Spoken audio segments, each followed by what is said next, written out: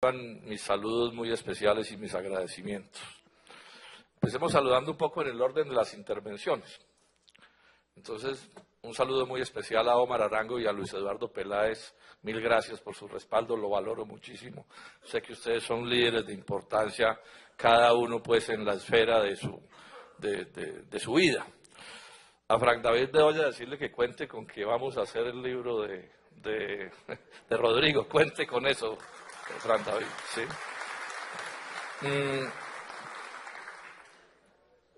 A mi querido amigo Carlos Ballesteros, espero que resolvamos esa canallada que hicieron contra usted pronto, Carlos, para que esté próximamente en los cargos de elección popular en los que usted ha sabido desempeñarse también.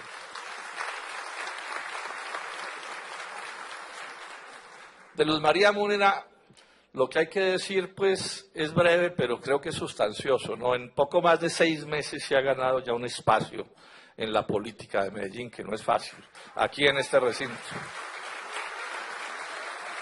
Cosa que enaltece al polo, por supuesto, y enaltece a la mujer antioqueña, que a través de ella se expresa como una gran luchadora y como lo que es. A mi amigo Jorge Gómez de toda la vida, pues también mis agradecimientos muy especiales,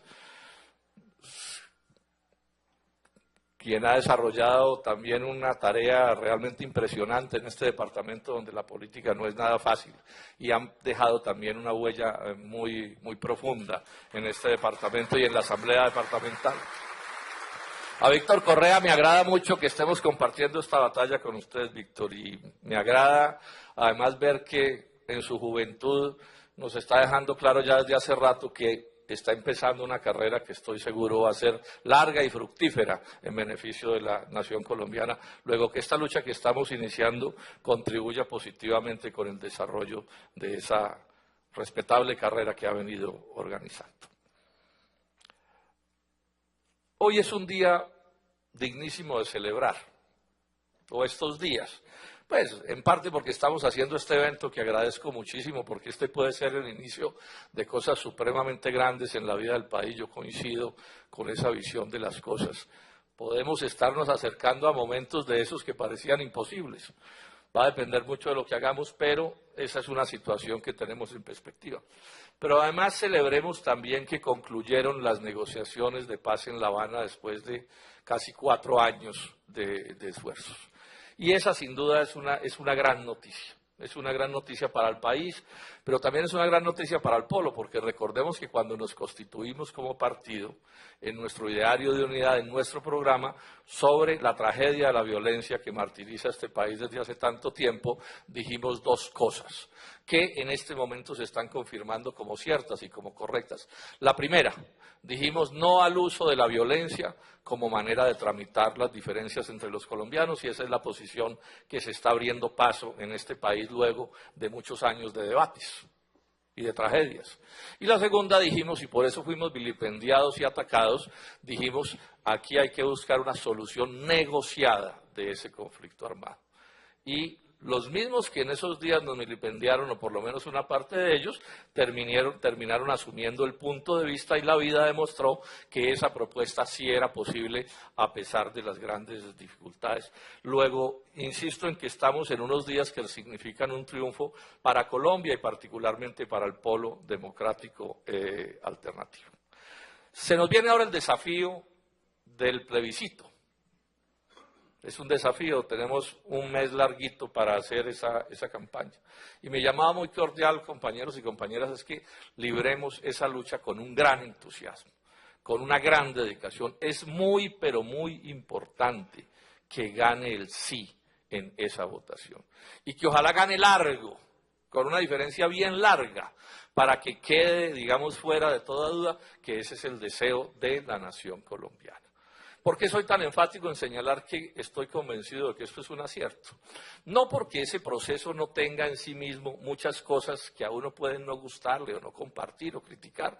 Por ahí circula en internet un artículo mío desde el día de ayer, y ustedes ahí encontrarán que hay 2 cosas que yo anoto como fallas de ese proceso. incluso alguno que nos crea dificultades a los del Polo Democrático Alternativo. Y podría mencionar otras, en el Senado lo saben, yo he dejado varias constancias en este proceso. Pero cuando uno pone, si es objetivo, pone en un lado de la balanza las cosas que puedan molestarlo del proceso o perturbarlo, o que alguien pueda llamar injustas o indeseables, lo que sea, pone todas las críticas que se le hacen a ese proceso. Y al otro lado de la balanza pone la importancia inmensa que salirnos de una especie de desastre de 50 años, de una lucha armada que nada bueno le dejó a este país, de una lucha armada que terminó estorbándole al proceso de transformaciones que necesitamos. Sin duda, si uno es objetivo, pesa mucho más. A pesar de las cosas que puedan censurarse, pesa mucho más ese proceso de desarme y el reintegro de las FARC a la vida civil que las críticas que puedan hacerse. Y estos no son cuentos. Hagan ustedes el ejercicio y verán la importancia inmensa que esto tiene, entre otras cosas. Ya lo mencioné, pero lo repito, porque se va a facilitar la lucha social y política mediante la cual, con esa lucha sí, seamos capaces de transformar a Colombia en el futuro próximo. ¿Cómo hacer esa campaña? Esa es una campaña que debemos hacer y esa tiene que ser parte de nuestro estilo, una campaña sin agravios. Ustedes me habrán visto participando activamente en estos debates del proceso de paz y estarán de acuerdo conmigo en que no he hecho un solo agravio ni un solo maltrato a nadie. Hay que librar las cosas con la fuerza de los argumentos, dando razones. Uno a ratos se emociona y piensa que si maltrata al adversario o al contradictor, pues eso le produce una cierta satisfacción porque se le sube la adrenalina, pero eso realmente no es útil. Los debates son importantes es para convencer a la gente de que uno tiene la razón. Y si a uno alguien lo molesta bastante, lo mejor que le puede hacer para hacerlo sufrir es quitarle la base social. Eso es lo mejor que uno puede hacer en política. Y en estos debates siempre, ¿qué sucede? Hay una posición con un núcleo duro que defiende una idea, digamos el sí. Hay otra posición, un núcleo duro que defiende el no. Y en la mitad hay un número inmenso de colombianos que no saben muy bien qué hacer. Muchos de ellos víctimas adoloridas y dolorosas de ese proceso. O sea, aquí hay que ser supremamente respetuoso en ese debate, entre otras cosas, porque parte de nuestros contradictores son gente buena, gente honrada, gente que no tiene juego debajo de la mesa, sino que simplemente está expresando su inconformidad y su frustración por hechos de los que fueron víctimas. Y en ese sentido eso también nos obliga a hacer el debate de la manera correcta como debe hacerse. Y yo diría que el argumento principal que debemos esgrimir es mi experiencia en este momento. Más que entrar, repito, en una especie de ping-pong de frases y de cosas e inclusive de agravios que de ninguna manera deben dispararse, yo diría que el argumento central es el de la balanza que les acabo de poner. Pongamos a un lado las ganancias de ese desarme y pongamos al otro lado lo que pueda considerarse negativo de ese proceso. Y estemos seguros que gana mucho más el país, la nación toda. Es que no son los de las FARC los que van a ganar o no van a ganar, es el país el que va a ganar cuando logremos salirnos de ese fenómeno que tantos problemas nos ha causado. La importancia de ganar tiene que ver con otro asunto, y es que el triunfo del no puede generar un problema o genera un problema de incertidumbre supremamente complicado. Los amigos del no han dicho, no hay problema, si gana el no, entonces sigue el proceso y las FARC siguen sin usar las armas y entonces las obligamos a una negociación mejor y entonces rapidito firmamos otro proceso y se acabó. Bueno, esa es una idea bastante optimista de las cosas, pero esa incertidumbre puede terminar mal. O sea, esa incertidumbre puede terminar en que regresemos a momentos indeseables que hoy estamos superando con ese proceso, porque el hecho cierto es que en un plazo fijo, la Organización de las Naciones Unidas va a tomar esas armas de la ilegalidad y va a destruirlas a los ojos del mundo. Y eso es lo que tenemos en la mano. El triunfo del no nos pone por lo menos en la incertidumbre, que nadie sabe, porque no es posible saberlo, cómo podría concluir. He estado entonces diciendo que en muchas ocasiones lo que uno piensa que es mejor resulta ser enemigo de lo bueno. Y que, eso sí es seguro, más vale pájaro en mano que ciento volando. Tenemos en la mano, hagamos lo que tenemos que hacer para que ese proceso concluya de manera satisfactoria. Bueno, agreguemos esto, y esto es de una inmensa importancia para esto que estamos empezando a desarrollar desde Medellín hoy aquí. Y es que con todo, y ustedes ven el entusiasmo con que yo defiendo el sí, también tengo que agregar una cosa que es muy importante explicarla. Los demás problemas del país, distintos del fin de esa violencia con las FARC, los demás problemas del país no se van a resolver. Colombia va a quedar muy parecida a como hoy es, muy parecida. Y esto ni siquiera me lo entiendan como una crítica al proceso, no, porque nosotros nunca en el Polo pedimos que en el proceso se arreglaran todos los problemas de Colombia. Lo que pedimos es terminemos con esa lucha armada o terminen con lucha armada y ya veremos cómo vamos terminando de resolver los demás problemas. O sea que esto que estoy diciéndolo en este momento no me lo lean como una crítica, es una información básica. Aquí va a seguir el desempleo, la pobreza, la concentración de la riqueza y la desigualdad social, la crisis agraria e industrial, los problemas de salud, los problemas de educación, la corrupción pavorosa va a seguir, pública y privada. Van a seguir otras violencias, porque nada de eso quedó resuelto en los acuerdos, y repito, no lo digo como una crítica, sino como una realidad. Luego, eso tiene que explicarse bien explicado, porque de otra manera, si todos los problemas se resolvieron allí, ¿para qué se necesita un presidente de la República del día de mañana del Polo si el doctor Juan Manuel Santos resolvió los problemas de Colombia? Es así de simple. Y una de las razones por las cuales uno puede afirmar categóricamente que no se resolvieron los problemas de Colombia en esta negociación es que el presidente de este país va a seguir llamándose Santos Calderón Juan Manuel. Y él es, en muy buena medida, el problema de Colombia. El problema de Colombia. La transformación que este país necesita nos compete a nosotros, a la lucha social, política, democrática que nosotros estamos desarrollando. Y repito, al mismo tiempo en que se hace la campaña con todo entusiasmo por el sí, seamos realistas y con honradez digámosle a los colombianos cuáles son los alcances de ese proceso. Y en ese sentido, entonces, como esta realidad es así, me preocupa lo que pueda suceder en el posconflicto, porque en este asunto del proceso de paz se ha venido dando una polarización muy fuerte entre las fuerzas de la unidad nacional y las fuerzas del centro democrático, muy fuerte.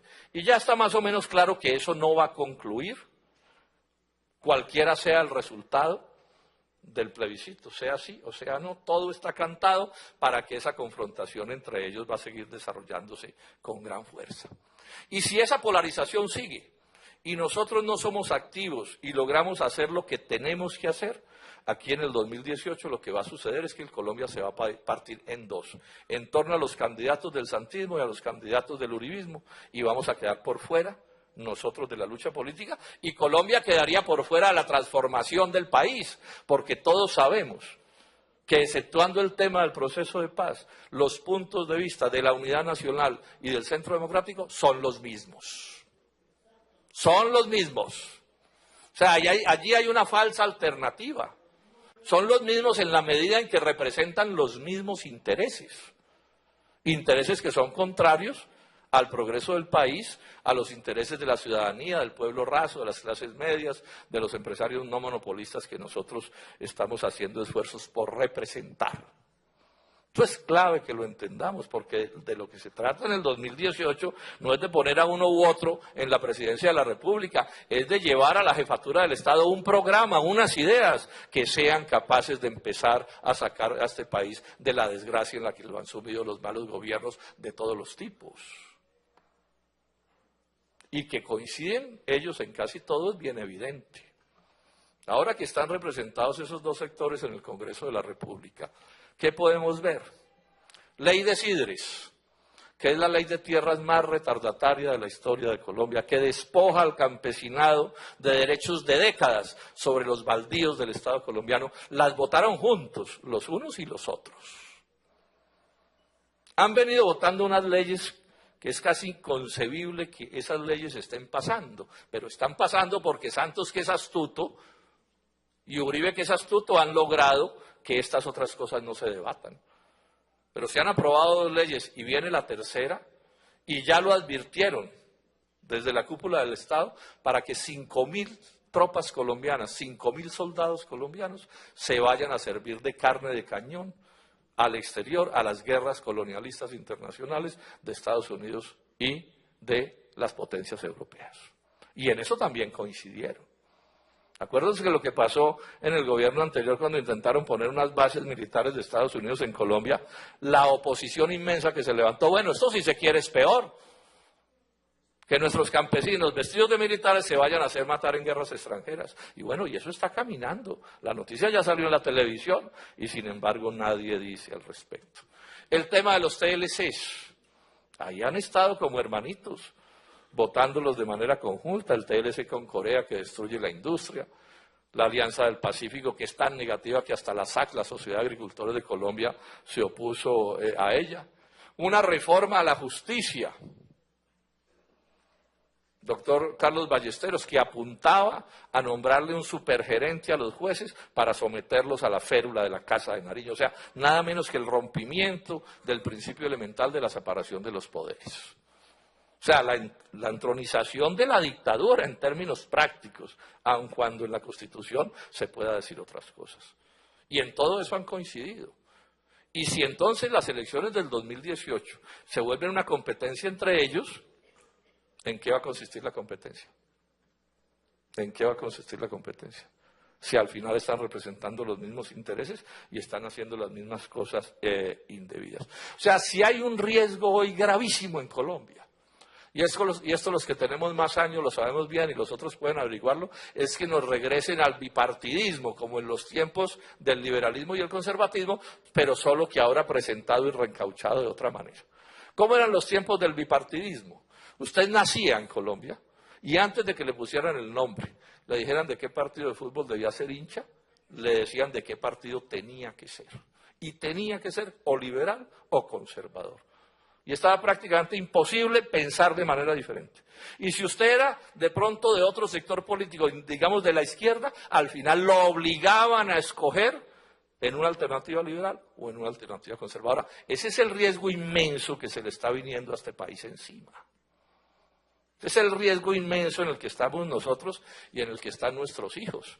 Y es que en Colombia desaparezcan alternativas ciertas de transformación nacional y nos tengamos que quedar presos de unas falsas alternativas. Distintos entre ellos sí, seguramente, porque pues nadie es idéntico a nadie, pero representan los mismos intereses.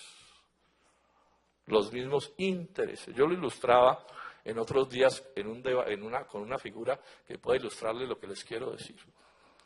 Alguna vez en un debate semejante a este yo dije, no, es que esos son caimanes de la misma charca. Y entonces alguien me dijo, no, pero es que los caimanes de la misma charca, doctor, no son igualitos. Le dije, hombre, pues yo no sé realmente si serán igualitos o no, pero le doy un consejo, no meta el brazo porque cualquiera se lo arranca. Y ese es el lío, que tenemos al frente. Ese es el lío que tenemos al frente. En estas circunstancias, entonces, aquí se nos vuelve urgente y estamos por tomar decisiones en ese sentido, porque el polo esgrima desde ya, o por lo menos pronto, antes de terminar este año, tome definiciones de candidatura presidencial, que puede ser la mía o incluso puede ser otra, porque finalmente en el polo hay una manera de tramitar las cosas y ya veremos qué decisiones toman las directivas del polo. Pero en todo caso que sea ya. Sería un error grave dejar, por ejemplo, para mitad del año entrante una decisión de una candidatura presidencial porque nos coge la noche. Ellos ya están en eso. O sea, hay candidatos de ellos que ya han hecho campañas presidenciales. Son los dueños de los medios, los dueños de la mermelada. La gran prensa está con ellos. Luego el polo, sea con cualquier candidatura, no puede darse el lujo de esperar a la mitad del año entrante a ver qué hacemos.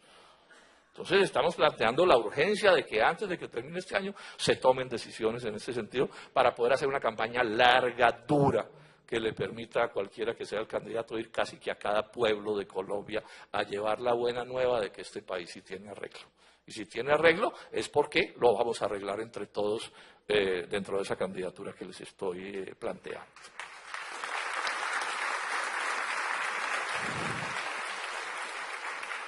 Porque aun cuando es cierto que este polarización que han logrado montar, y es una polarización que a ratos tiene ribetes absurdos, porque esta es la agresividad que ya ni se reflexiona, ¿no? Es una cosa, y esas son formas de manipulación, no crean que no. O sea, poner a la gente a investir con los ojos cerrados como toros de casta es parte del juego de la política, es parte del fraude de la política. Que la gente no piense, que no medite, que no reflexione, sino simplemente en vista, repito, como los toros de casta. Y ese que es el riesgo que tenemos, ese es el riesgo, repito, que tenemos al frente. Entonces, esa candidatura propia que hay que armar, tiene una cierta ventaja. Y es que al mismo tiempo, estaba yo diciendo, que ellos han logrado polarizar, también se siente una corriente grande de cambio en Colombia. Yo no sé si ustedes lo sienten, yo lo siento porque me muevo mucho por el país. Y es la gente que se me acerca y me dice, senador, dele, estamos mamados de estos tipos, estamos hasta la coronilla con el mismo cuento. Cada 4 años se nos presentan con el cuento del cambio y llevan 100 años mandando y no cambian nada. Esa es una corriente que viene creciendo en Colombia, que hay que estar atentos a mirar. La gente de todos los sectores políticos, de todas las condiciones sociales, por ejemplo, mamados de la corrupción repugnante que se vive en este país, mamados del ventajismo de unos 3 o 4, mamados de la manipulación mediática, que manejan la realidad como se les da la gana. Todo eso viene subiendo, me lo comentan a mí inclusive mis colegas en el Senado que no son del polo. Pero me dicen, estamos preocupados, senador, porque esto nos está costando mucho trabajo. Ya no les alcanza toda la plata del mundo para comprar los votos porque ya la gente no les quiere ni vender los votos. Esa es la realidad en la que estamos. Y tenemos que ponernos nosotros a jugar sobre eso. Luego, una candidatura niní, es decir, ni santista ni uribista, puede ser de las cosas más exitosas que se le puedan presentar hoy a la nación colombiana. No solo porque eso es lo que el país necesita, sino porque es lo que el país quiere que suceda. Quiere que suceda y eso podemos ponerlos nosotros, mis queridos compañeros y compañeras, a suceder. Tenemos una dificultad que hay que resolver. ¿Cuál es la dificultad que tenemos que resolver? Es que hay un número importante de colombianos que cuando se le habla de polo o se le habla de izquierda, reacciona negativamente. Reacciona negativamente porque, bueno, en nombre de la izquierda se han hecho cosas que no han debido suceder y que nos avergüenzan a todos. En nombre del polo también han sucedido cosas que no han debido suceder y nos avergüenzan. Pero no es tanto ni siquiera eso, sino que en Colombia se ha logrado construir un imaginario, una manera de pensar que relaciona a la oposición y particularmente a la izquierda y al polo con una serie de cosas que nosotros no somos, pero que mucha gente piensa que sí somos. Por ejemplo, hay un número grandísimo de colombianos. No me refiero a los vivarachos de la política, manipuladores y engañadores, no. Estoy hablando de gente buena, que, por ejemplo, le mencionan la palabra polo o senador Robledo y dicen guerrillero, secuestrador. Eso no es cierto. No somos eso. Yo nunca he estado en eso, pero bueno, esa es una realidad que está instalada en la mente de mucha gente. Y si no la corregimos, no vamos a poder tener éxito. Porque, ojo, yo no estoy hablando de candidaturas para sacar una votación de esas que han solido sacar las fuerzas de la oposición, que llamamos votaciones decorosas. Una buena votación, que a uno le llene su vanidoteca, una medallita. No, estamos hablando es de ganarles a estos tipos, de derrotarlos. Y no los podemos derrotar solamente con las fuerzas del polo ni con las fuerzas de la izquierda democrática. Necesitamos conseguirnos 9 millones de colombianos si queremos poner en la presidencia de la República quien sea capaz de transformar a Colombia. Entonces, aquí no podemos seguir haciendo política con la soberbia de decir, no, es que yo soy un buen tipo y me importa un pepino lo que piensen los demás, ¿no? Es que si yo soy muy buen tipo, pero los demás piensan que no soy un buen tipo, pues no soy un buen tipo. Esa es la vida. Esto lo ha señalado Einstein, lo alcanzó a señalar, decía él, los hechos son los hechos, pero las realidades son las percepciones. O sea, si la gente piensa que yo soy honrado, pues soy honrado así no lo sea. Y si la gente piensa que soy un pillo, pues soy un pillo, así sea muy honrado. Esa es la realidad, y en la política sí que es cierto. La humanidad se la pasó miles de años diciendo que la Tierra era plana. Es más, y el que decía que no era plana lo quemaban en la hoguera. Y no fue que del susto se volvió redonda, no, es que estaban equivocados. Pero esa era la percepción que había, eso es lo que había. Entonces necesitamos resolver ese problema. Nosotros no estamos de acuerdo con eso, ni hemos estado en eso, y tenemos una idea diferente. Otro ejemplo de percepciones que hay contra nosotros. Es que si ustedes ganan van a acabar con la propiedad privada. En el programa del Polo eso no está dicho, por el contrario, está dicho en lo contrario. En el programa del Polo dice con todas las letras que el Polo no está por estatizar la economía ni acabar con la propiedad privada, y ninguna candidatura presidencial del Polo ha propuesto acabar con la propiedad privada en Colombia. Pero si la gente piensa que sí, pues ¿cómo van a votar por nosotros si les vamos a quitar las cosas? Otro punto. Hay gente que piensa que nosotros somos fichas de potencias extranjeras o de países extranjeros. Los que son fichas de potencias extranjeras son ellos. Pero a los que nos endilgan el problema es a nosotros. Eso no es verdad. El Polo nunca ha sido correveidile en ningún otro país. Pero la gente piensa que sí. Si nosotros no explicamos esto, tampoco vamos a poder tener éxito. Luego hay que trabajar con toda seriedad sobre estas cosas. Hay gente que, por ejemplo, dice, no, es que a los del Polo cuando se cierra una empresa aplauden. No, nunca hemos aplaudido. ¿Cómo vamos a aplaudir que se cierre una empresa si es la destrucción de una fuente de creación de riqueza y es la fuente de empleo de nuestro pueblo? Y si nosotros queremos a nuestro pueblo, ¿cómo vamos a querer que esté desempleado? Pero la gente no lo sabe. Y nuestros adversarios, nuestros enemigos, trabajan sobre la calumnia. En Colombia la política es en muy buena medida el arte de engañar. Y la gente buena, que son casi todos los colombianos, en muchos casos son inocentes y se dejan engañar de los avivatos, de los que sí saben cuál es la verdad de las cosas, pero saben también introducir sus mentiras de manera sistemática. Entonces miren ustedes los retos que tenemos al frente. Me estoy deteniendo en estos detalles porque, repito, se trata de hacer una campaña para poder llevar a la dirección del Estado las transformaciones que necesitamos adelantar. Y eso solo es posible si somos capaces de presentarnos ante el país como lo que realmente somos. Porque aquí no tenemos juego debajo de la mesa ni estamos metiendo cuentos. ¿Cómo es este proyecto? El que hay que armar, que podría terminar encabezándolo yo, o podría haber otra decisión si se quiere. Pero ¿cuál es el proyecto del que estamos hablando? El proyecto que tiene que desarrollar el Polo. Tiene que tener unas cuantas características que les quiero enfatizar. Somos del Polo, pero aquí hay gente que no es del Polo y bienvenida, y particularmente agradezco su presencia.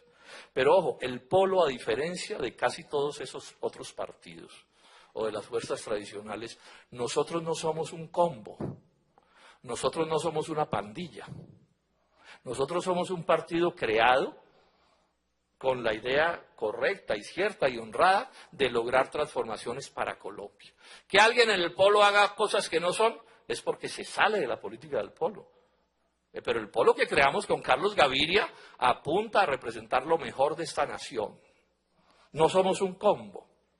Les ilustro qué quiero decir que es lo del combo. Si uno se va para estos partidos tradicionales y golpean la puerta de un directorio de esos, si el que le sale adentro está con un ataque de franqueza, usted le pregunta, señores, si yo me meto a este partido, ¿a mí cómo me va aquí? ¿Qué pasa? Entonces, si el otro está con la honradez alborotada, que sería muy extraño, le dice, mire, en este partido gobernamos de la peor manera. Cuando ganamos, nadie nos gana en el peor gobierno. Pero eso sí, compadre, a usted le iría de maravillas. Esa es la política de las fuerzas tradicionales. O sea, son partidos que no están diseñados para cambiar al país, sino para cambiarle la vida a sus conmilitones, a sus compadres. Nosotros no. Yo tengo una nieta de 2 años, Alicia, y yo sí quiero que mi hija tenga el mejor futuro que sea posible. Pero no porque sea la hija del senador Robledo, sino porque sea colombiana y vivamos en un país donde cualquier niño de cualquier origen político tenga resueltos sus problemas.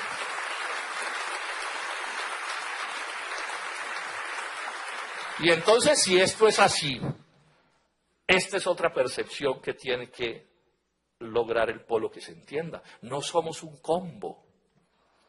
No somos una pandilla de amigotes, viendo a ver cómo nos repartimos la marrana presupuestal. No, somos gente que quiere transformar a este país. Transformaciones democráticas. Hacer que este sea un país donde el sol salga para todos y no para unos cuantos. Donde el trabajador pueda emplearse y tener un ingreso que le resulte suficiente. Donde el que tiene una empresa, su empresa pueda prosperar. Donde el agro crezca, la industria crezca. O sea, cosas que además en otros países son normales. Donde las tarifas de los servicios públicos no sean un martirio para la gente, como son hoy aquí en Colombia. Donde ingresar a un colegio o a una universidad no sea pues como ganarse la lotería. O sea, estamos hablando de cosas que existen inclusive en otras partes de la tierra. Y entonces, si esto es así, una candidatura del polo no se puede plantear como la candidatura del polo contra los demás. No, una candidatura del polo tiene que ser la candidatura del polo con el aval del polo, pero una candidatura abierta para que pueda ser respaldada por todos los sectores políticos que quieran respaldarla y por todos los colombianos que quieran respaldarla. Entonces, si esa candidatura mía termina montándose, solo podría ser así si tengo el convencimiento de que vamos a poder hacer una candidatura de convergencia nacional, es la frase que estoy usando, en donde quepan todos los colombianos, sin excepción, los sin partido, que son como el 75% de los habitantes de este país, pero que quepan también las fuerzas alternativas, y quepan también el pueblo liberal, conservador, de la U, de Cambio Radical, del Centro Democrático, todos, el pueblo, digo yo, el pueblo. O sea, no los voy a someter a la tortura de aparecerme aquí un día con don Germán Vargas Lleras, eso no va a pasar, ¿cierto? Eso es la tranquilidad, ténganla, porque estamos hablando de candidaturas con programas diferentes. Pero sí estamos diciendo que hay que llamar a todo el pueblo, porque esos 9 millones de votos que sacamos no los podemos traer de Panamá ni del Perú, es con la gente de aquí. Y la gente de aquí está en las realidades políticas que aquí estamos, en las que estamos viviendo. Esa candidatura además tiene que ser muy precisa en señalar esto, o si no tampoco funciona, porque tiene que ver con qué es lo que necesita Colombia, pero tiene que ver con golpear las malas percepciones.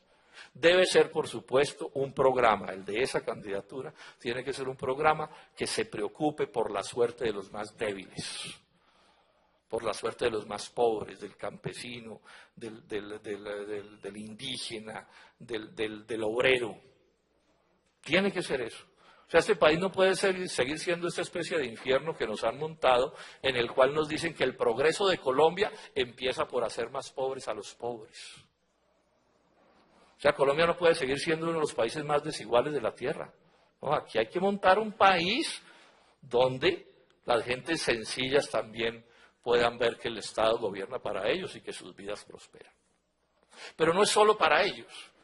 Tiene que ser una candidatura que defienda a la clase media, cada vez más maltratada. Aquí el neoliberalismo, esta minoría apátrida que nos gobierna, ha venido montando la teoría de que si usted es de la clase media y tiene algún bien de fortuna menor, ya lo declaran como enemigo.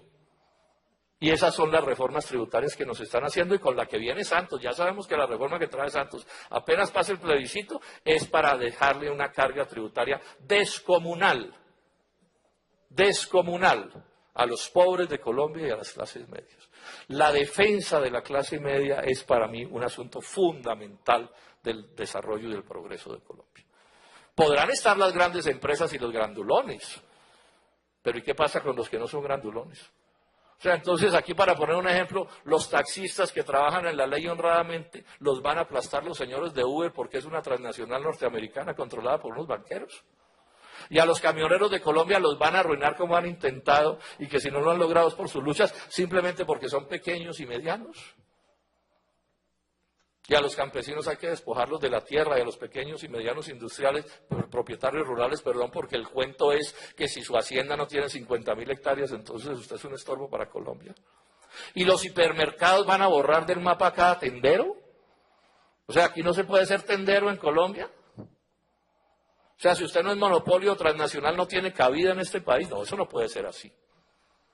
O sea, defensa del colombiano raso, del trabajador, del que no tiene nada, pero también defensa de las clases medias.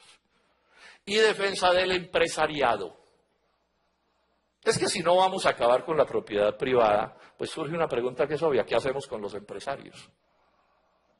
Bueno, yo creo que hay que hacer una cosa que es muy simple. Ellos deben cumplir con sus deberes de distintos órdenes, pero al mismo tiempo debemos ayudarles a que salgan adelante con sus empresas. Buena parte de mi gran pleito sobre los TLCs es porque arruinan la producción empresarial.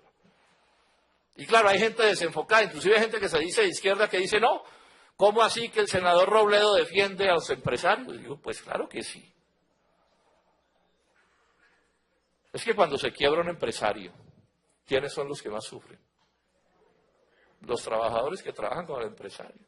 Yo suelo poner este ejemplo nada menos que con los ingenios del Valle del Cauca, a cuyos trabajadores el polo les ha ayudado a organizarse y a sindicalizarse y a defender sus derechos, porque ese también es nuestro punto de vista. Y yo sé lo duro que es el trabajo del corte de la caña. Pero estoy convencido de una cosa, y lo saben muy bien. Ayer estuve congregado con varios de sus jefes en Palmira. Ellos saben que por duro que sea el trabajo de ser cortero de la caña, es mejor ser cortero de la caña que vendedor de mamoncillos en una esquina en Cali. Entonces, esto es parte de nuestro ideario y de nuestro punto de vista, y hay que decirlo. Hay que decirlo. Nada nos avergüenza ni nos pone a vacilar en estos términos. Es que ese es el país del que estamos hablando. Y entonces, cuando yo digo que este proyecto tiene que ser un proyecto de convergencia nacional, el ideal sería llamarlo de unidad nacional, pero como el santo se zapoteó la frase, ¿cierto? Sí.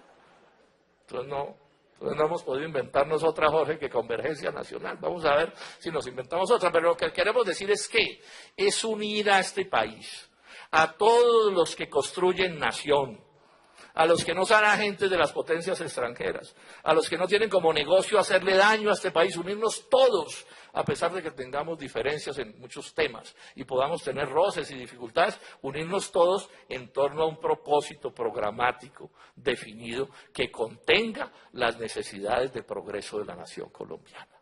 De eso es de lo que se trata, esa es la convergencia. O sea, no es una convergencia de pillos para ver cómo se reparten la mermelada, no.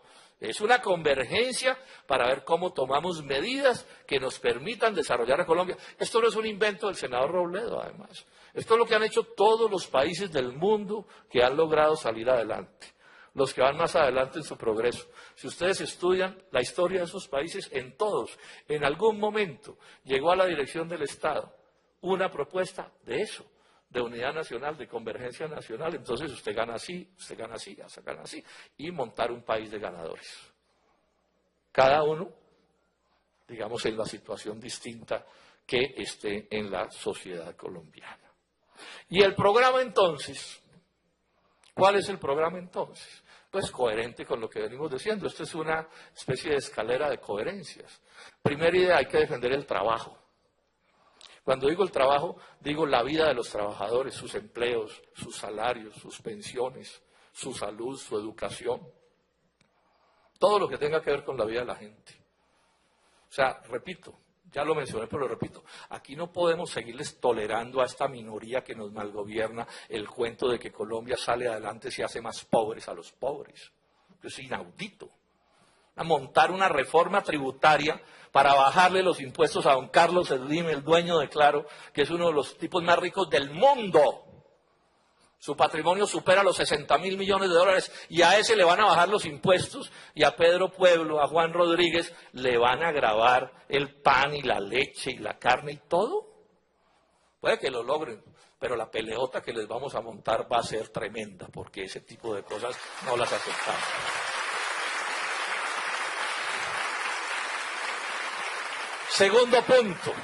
Segundo punto de esa idea programática, la defensa de la producción nacional, industrial y agropecuaria. Toda, la del campesino más pobre, el artesano, ¿sí? Pero también la de los empresarios. No voy a repetir lo que ya dije. O sea, defender todo el aparato productivo nacional que está siendo destruido por los TLCs y las transnacionales. Tercer punto. Hay que preocuparnos seriamente por el problema ambiental del país. Eso no son cuentos de los ambientalistas, no fue que se volvieron locos. No, aquí hay un lío grave. O sea, aquí nos estamos quedando sin agua en los municipios.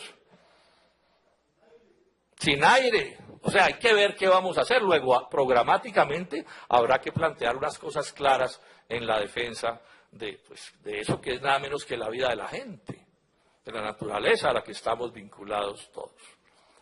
Un tercer punto, súper clave. Ese presidente tendrá que desarrollar una batalla a muerte contra la corrupción y contra los corruptos. Esto es una vagabundería lo que está sucediendo en Colombia. Ojalá vean un debate que voy a hacer el martes en el Senado. Otro más, el cuarto que haría en el tema de Saludcop. Ya quedó claro, se robaron los 1.4 billones de pesos que la Contraloría le ordenó a Saludcop devolver. Voy a explicar los detalles, cómo hicieron la filigrana para que esa plata no se pagara. Y hace 3 días saqué un boletín de prensa contando eso. Y esta es la hora en que ningún medio de comunicación en Colombia se ha referido a ese tema. Entonces tiré un trino que ha sido muy exitoso, que dice que alguien me explique por qué aquí se roban 1.4 billones de pesos y eso no es noticia. Bueno, entonces, esa presidencia tendrá que declararle una batalla sin cuartel a la corrupción, pública y privada. Porque no es posible robarse un peso en el Estado si no hay un socio en la empresa privada. No digo que cada funcionario del Estado sea un pillo, ni digo que cada negociante privado sea un pillo, pero sí digo que hay una corrupción inmensa entre los públicos y los privados. Otro punto, el tema de la defensa de la democracia. Pero estoy hablando de la democracia auténtica, porque esto es la charlatanería. Aquí todo el mundo habla de democracia. Y democracia quiere decir gobierno del pueblo, ustedes lo saben, demos pueblo y kratos gobierno. Entonces cualquier ciudadano se hace una pregunta elemental, si Colombia es el gobierno del pueblo, ¿por qué el pueblo se muere de hambre? Si Colombia es el gobierno del pueblo, ¿por qué el pueblo no tiene empleo, ni tiene salud, ni tiene educación? Y la respuesta es muy simple, pues porque no estamos en el gobierno del pueblo. Así el letrero diga que eso sí es así. Entonces estamos hablando de democracia de verdad. Y eso tiene que ver con muchas cosas, pero voy a mencionar 2. Aquí las elecciones no pueden seguir siendo el certamen en el cual unos tipos se roban las elecciones sola. Toda esta politiquería, el clientelismo, la mermelada, etcétera. No, necesitamos que el ciudadano pueda votar sin ser constreñido, libremente, por el que quiera. Pero ¿cómo así que hay esta extorsión y de la que Santos se ufana, porque Santos saca pecho de la mermelada? En donde a un ciudadano, a un campesino de una vereda se le queda sin luz la escuela y va del alcalde y dice, señor alcalde, mi escuela no tiene luz, y el alcalde dice, es que si no vota por mí no le pongo el bombillo. ¿Eso qué es? Y eso pasa todos los días en Colombia. Bueno, y tocará seguir insistiendo, no a la lucha armada como manera de tramitar las diferencias entre los colombianos. Es que no hay nada menos democrático al hecho de que alguien se vaya a hacer campaña electoral con una pistola entre el bolsillo. Eso sí que es la negación de la democracia. Y bueno, es un gran avance, ya lo mencioné, este proceso con las FARC, pero aquí quedan muchos cabos sueltos y muchas cosas por resolver que ojalá se resuelvan hacia adelante. Y por último, y lo dejé de último porque a mi juicio es el punto principal que tiene que ver con la defensa de la soberanía nacional. ¿Qué quiere decir esto? Que Colombia se debe relacionar con todos los países de la tierra, por supuesto que sí, con todos, sin excepción. Con Estados Unidos, con todos, pero lo que Colombia no puede seguir siendo es un país vasallo, un país satélite, en donde desde el exterior nos digan cómo organizamos nuestras cosas. Porque claro, y eso es lo que ha sucedido en Colombia por décadas, aquí se organizan las cosas como digan los gringos, y los gringos las organizan en beneficio de ellos, y ahí están los TLCs, ¿o qué son los TLCs? ¿Qué son los TLCs? Cuando entró en vigencia el TLC con Estados Unidos, a mí un periodista de esos, pues, que son como vivarachos, me dijo, ay, senador Robledo, ¿y usted no le encuentra nada a ese tratado que por fin entra en vigencia? Yo le dije, hombre, sí, yo creo que eso tiene una cosa muy positiva, que entra en vigencia por fin. Lo habíamos logrado parar 6 años, y hasta que al final lograron imponerlo. Y yo sí creo que eso tiene una cosa muy positiva, es que por fin vamos a saber, mi querido periodista, quién estaba mintiendo sobre este tema, quién era el mentiroso. Si ellos que decían que esto iba a ser una cosa maravillosa para el país, o nosotros que decíamos que esto iba a ser un desastre. Lo vamos a saber. Bueno, ya lo supimos. Ahí están las cifras. Nos barrieron los gringos. La palera que nos han metido no tiene nombre. Ya hasta ellos mismos están teniendo que reconocer que nos barrieron. Y era obvio que nos iban a barrer porque eso fue una estafa que le presentaron a este país cuando dijeron que eso iba a ser positivo para Colombia. Entonces terminemos diciendo esto. Estas son como algunas de las ideas centrales de este proyecto. Las cuento con algún detalle porque como de lo que se trata es de persuadir, pues hay que salir a persuadir, a hablar de estas cosas.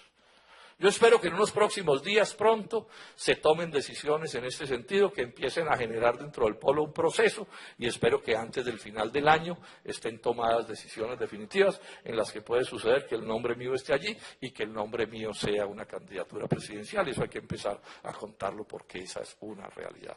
Pero les repito, mis queridos compañeros y compañeras, solo podemos vencer si somos capaces de unir a todos los colombianos, polistas y no polistas. Y de lo que se trata es de eso, de lo que se trata es de derrotarlos, de ganarles.